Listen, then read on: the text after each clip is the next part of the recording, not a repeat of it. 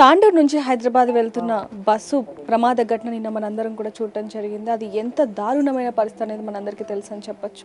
అందులో దాదాపుగా తాండూరుకి సంబంధించిన వాసులే 14 నుంచి 15 మంది చనిపోయిన విషాద గాథ అని చెప్పొచ్చు. ఎన్నోసార్లు గతంలో కూడా ఎన్నో చోట్ల ఇలాంటి ఘటనలు చోటు చేసుకున్నప్పటికీ వికారాబాద్ నుంచి చేవల రూట్లో మాత్రం తరచూ కూడా రోజుకి ఒక యాక్సిడెంట్ కూడా అవుతుందని చెప్పి కూడా అక్కడ స్థానికులు అంటున్న పరిస్థితిని కూడా మనం వినడం జరిగింది. అయితే నిన్న బస్సు ప్రమాద ఘటనలో 2 పిల్లలు అనాథలయ్యారని చెప్పొచ్చు. పిల్లలతో ఒక్కసారి మాట్లాడించే ప్రయత్నం చేద్దాం. బందప్ప అలానే లక్ష్మి ఇద్దరు కూడా దంపతులు నిన్న బస్ యాక్సిడెంట్లో చనిపోయారు. వాళ్ళిద్దరికి 2 కూతుళ్ళు కూడా ఉన్నారు. వాళ్ళని కూడా చూస్తున్నాం. ఇంకా అసలు చిన్న పాపకి ఇంకా లోక జ్ఞానం కూడా సరిగ్గా తెలియదని చెప్పొచ్చు. తల్లి తండ్రి గురించి అడిగితే ఏం చెప్పాలో కూడా తెలియని పరిస్థితి కనిపిస్తుంది. పెద్దామె తనకి ఇప్పుడిప్పుడే తెలుస్తుంది, తను బాధపడుతున్న పరిస్థితిని కూడా మనం చూస్తున్నాం. ఒక్కసారి దీనికి సంబంధించి తల్లిదండ్రులు ఏమైనా మాట్లాడారా, వెళ్ళే ముందు ఏమైనా చెప్పారనేది ఒక్కసారి మాట్లాడించే ప్రయత్నం చేద్దాం. హాయ్ నాన్న, నీ పేరు? శివనీల. శివనీల, ఏం చదువుతున్నావు? చదువుతానే కూలి పని చేస్తాను. ఏం పని చేస్తున్నావు? చేనులో పని చేస్తాను. ఎంతమ్మా వయసు? 18. అంటే అసలు చదువుకోలేదా లేకపోతే? అంటే చదువుకున్న 8 వరకు చదువుకొని బంద్ చేసిన. చదువుకొని బంద్ చేసిన. మా చెల్లెలు పుట్టిందని బంద్ అయినాక మా అమ్మకి ఇక బాగానే ఉన్నాము, మేము బాగానే ఉన్నాము. అట్లా ఎట్లా మా చెల్లెలు ఇక చదువుకున్నది, నేను కూలిపోయినా అంతే. కూలిపోతున్నా. సో అయితే రోజుకి ఎంత సంపాదిస్తాను?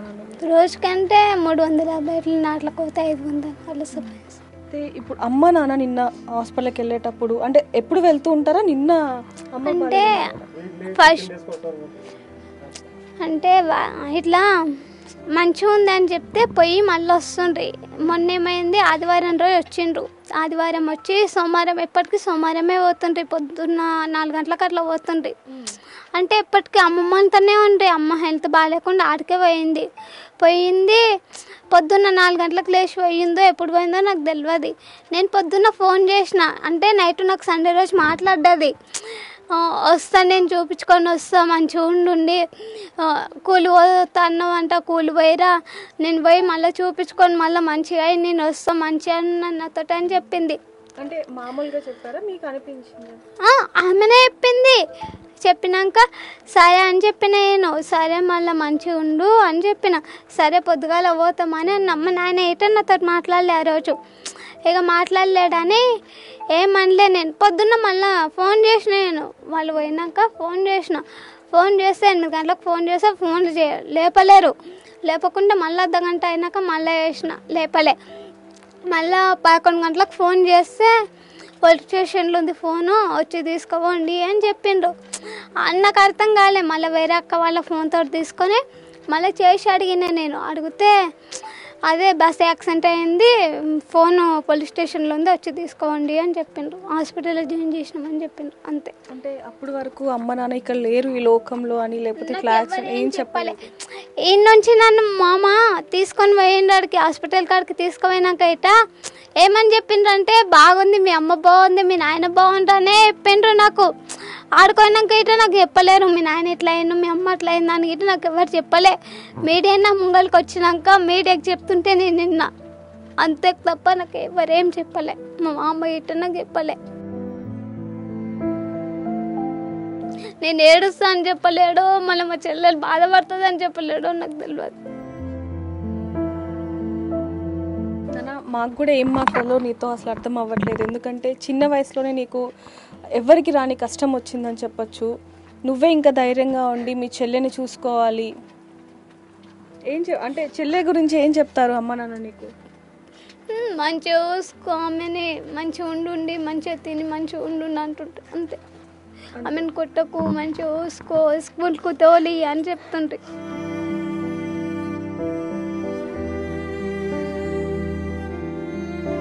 వెళ్ళే ముందు కూడా నీతో అమ్మ చెప్పడం జరిగింది? అసలు మాట్లాడే ఆమె నన్ను అట్లా మాట్లాడుతుందేమో అని నేను ఫోన్ చేసిన. పొద్దున్న ఫోన్ గిట్ట లిఫ్ట్ చేయలే. లాస్ట్ మాట నన్ను మాట్లాడలే. నాకు ఒక్క మాట అయితే చెప్పలే ఆమె. మా నాయన మాట్లాడలే. మా అమ్మ ముఖం ఎట్లుందో గిట్ట నేను చూడలే, మా నాయన ముఖం ఎట్లుందో గిట్ట నేను చూడలే. నన్ను నేటికి తెచ్చినాక, మా అమ్మని మా నాయన తెచ్చినాక అయితే నాకు ఎవరు ముఖం చూపించలేరు. ఆడికి తోలుకుపోయినాక ఎటు నాకు ముఖం చూపించలే, మా చెల్లెలు చూపించలేరు. మా నాయన ముఖం అని అవుతామంటే మా నాయన ముఖం గిట్ట నాకు చూపించలేరు. అంటే ఇప్పుడు అక్కడ యాక్సిడెంట్ జరిగింది కదా, సో కంకర మొత్తం కూడా అమ్మ నాన్న మీద పడింది. సో గాయాలు అయ్యాయి వాళ్ళ ముఖానికి, కాబట్టి నీకు చూపియలేని పరిస్థితి. అంటే నువ్వు ఇంకా చిన్నపిల్లవే, చెల్లి కూడా చిన్నపిల్లదే. నేను మా అమ్మ ముఖం చూసిన కానీ మా నాయన ముఖం కాళ్ళు మొక్కిన వాళ్ళ కాళ్ళు మొక్కిన నాకు చూపించలే. మా నాయన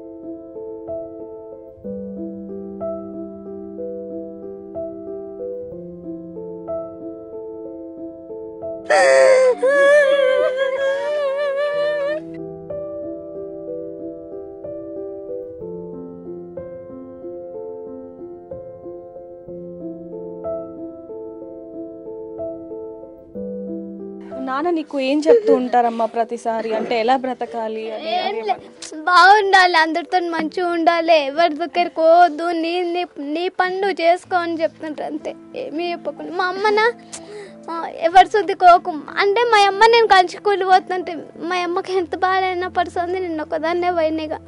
ఆమె ఒకటే చెప్తుండే, ఎవరి దగ్గరికి పోకు, ఎవరితో మాట్లాడకు, అందరితో మంచిగా ఉండు, నీ పనులు చేసుకో వండుకో అంతే.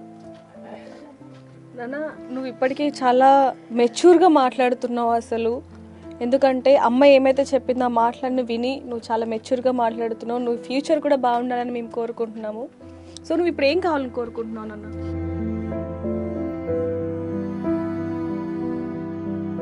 మాకేమొద్దు, మా అమ్మ మా నాన్న లేనిది మాకేమొద్దు, మేము ఉంటాం. నేను మా చెల్లెల్ని మంచిగా చూసుకుంటా, మా చెల్లెల్ని నన్ను మంచిగా చూసుకుంటా సార్. మా మాముండు మంచిగా చూసుకుంటే సార్. అసలు పాప విషయంలో అయితే పెద్దమ్మ విషయంలో అసలు మాట్లాడలేకపోతున్నామని చెప్పచ్చు. అంటే తన తల్లి ముఖం చూస్తాను, నాన్న ముఖం చూస్తాను అని చెప్పి కాళ్ళ ఎలా పడ్డా కూడా, అంటే తన తండ్రికి తన తల్లికి గాయాలయ్యాయి కాబట్టి ముఖం మీద చూపించలేని పరిస్థితి కాబట్టి తను చూడలేదు, భయపడుతుందేమో అని చెప్పి కూడా పెద్దవాళ్ళు ఎవరు కూడా చూపించకపోవడంతో తను ఎంత కన్నీరు మున్నీరు అవుతుందో చెప్పొచ్చు. అంటే ఇంకెప్పటికీ చూడలేము తన తల్లి ముఖం, తన తండ్రి ముఖం అనే బాధ ఆ పాపలో ఇప్పటికీ కూడా కనిపిస్తుందని చెప్పొచ్చు. కానీ తల్లి చెప్పిన మాటలు తను ఇప్పటికీ గుర్తు పెట్టుకొని అదే విధంగా చెప్తుందని చెప్పొచ్చు. కానీ ఈ చిన్నారికి వచ్చిన బాధ, కష్టం అసలు ఎవరికి రాకూడదనే కోరుకుందాం. ఈరోజు ఈ చిన్నపిల్లలు ఇద్దరి భవిష్యత్తు ఏంటి? ఈరోజు తల్లిదండ్రులు లేరు, ఈరోజు మొత్తం కూడా మేనమామే చూసుకోవాల్సిన పరిస్థితి. పెద్దమ్మాయి మాట్లాడుతున్న మాటలు అసలు ప్రతి ఒక్కరికి కూడా కంటతడి పెట్టిస్తున్నాయని చెప్పొచ్చు. ఇంకా చిన్నపిల్ల అసలు మాట్లాడలేని పరిస్థితి కనిపిస్తుంది.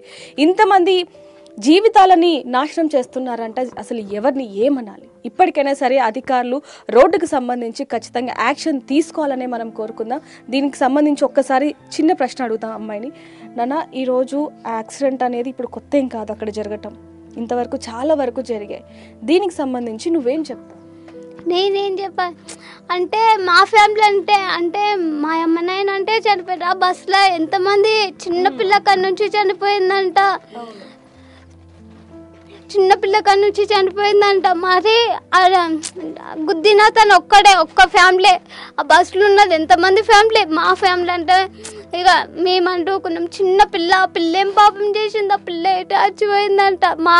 నా సొంటోళ్ళు అక్క వాళ్ళు 3 ఇటు చచ్చిపోయిందంట, చాలా మంది చచ్చిపోయిందంట ఆ బస్సులో. ఏంటంటే పోవాలి, నిదానం పోవాలి, అటు సైడ్ ఏమొస్తుందో ఇటు సైడ్ ఏమొస్తుందో అని చూసుకోవాలి. ఫస్ట్ చూసుకొని వేగంగా పోకుండా మెల్లగా పోవాలి అంతే. సో చూస్తున్నాం, దీనికి సంబంధించి ఏం మాట్లాడలేని పరిస్థితి కాబట్టి మరి మీకేమనిపిస్తుంది? ఈరోజు ఇంతమంది ప్రాణాలు గాల్లో కలిసాయంటే ఎవరి నిర్లక్ష్యం? For more videos like this, subscribe Big TV channel.